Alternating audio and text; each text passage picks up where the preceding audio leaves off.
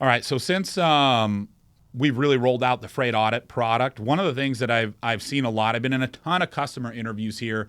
Been on a ton of calls with my sales team in general, and I am still blown away by the amount of companies that do what I call blind pay, meaning the shipping department processes the shipment, books it, right? You have a quoted amount. Accounting gets an invoice. Nobody ever checks. They just assume that what's on that invoice is what they need to pay, and they pay it out the door. And it blows me away because the numbers tell me in system, and this isn't a surprise what I've seen industry wide, is on any given day, it bounces between about 25 to 32% inaccuracy rate, meaning that the invoice did not match the quote almost a third of the time.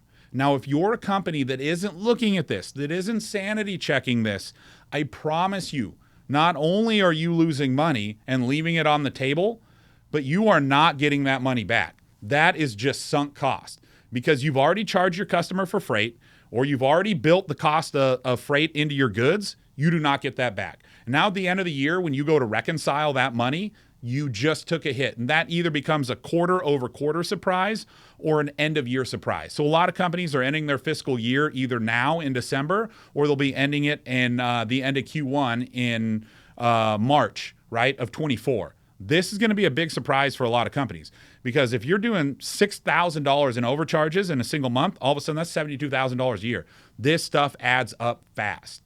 So again, I encourage you, please don't blind pay invoices. Have a level of check and balances. There are tools out there that automate this process. I know my carrier has a phenomenal solution that we've received great feedback on, not only on process efficiency, but on gaining a single pane of glass view so that you understand why these overages are happening. If you cannot understand it and if you can't measure it, you can't manage it.